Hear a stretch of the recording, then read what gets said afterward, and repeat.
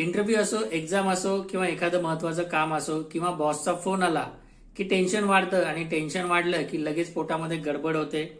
जर तुम्हालाही वारंवार टेन्शन आल्यामुळे पोटामध्ये गडबड होऊन वॉशरूमला जावं लागत असेल तर हा काही योगायोग नाही. यामागे काही सायंटिफिक कारणं आहेत.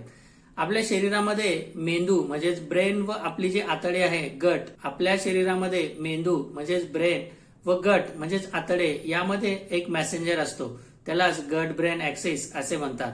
सोप्या भाषेमध्ये काय तर मेंदू व आतडे यांच्यामध्ये डायरेक्ट संबंध असतो. ते एकमेकांशी डायरेक्ट कम्युनिकेट करू शकतात.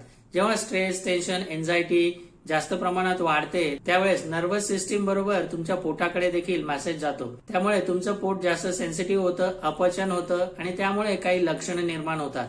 पोट दुखणे, पोटामध्ये क्रॅम्प्स येणे, ब्लोटिंग म्हणजे जास्त प्रमाणात गॅसेस होणे, लूज मोशन किंवा कॉन्स्टिपेशन, सर्वात महत्वाचं म्हणजे तुम्हाला टॉयलेटची अर्जन्सी निर्माण होणं.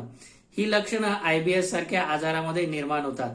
आयबीएस हा फक्त पोटाशी संबंधित आजार नाही तर त्यामध्ये मनाचा देखील समावेश आहे. त्यामुळे हा आजार कमी करण्यासाठी फक्त खाण्याच्या पदार्थांमध्ये बदल करून भागणार नाही. तुमच्या लाईफस्टाईलमध्ये असणारा स्ट्रेस कमी करणं देखील तेवढंच महत्वाचं आहे. त्यासाठी तुम्ही या 3 गोष्टी करू शकता. रोज सकाळी संध्याकाळी 5 ते 10 मिनिटं नियमितपणे मेडिटेशन किंवा प्राणायाम करा.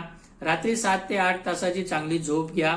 सकाळी व संध्याकाळी रोज 15 ते 20 मिनिटं नियमितपणे व्यायाम करा. त्यामुळे तुमच्या शरीरामध्ये निर्माण होणारा जो स्ट्रेस आहे तो कमी होईल, तुमची पचनशक्ती वाढेल व पोटाचा त्रास कमी होण्यासाठी तुम्हाला याचा फायदा होईल.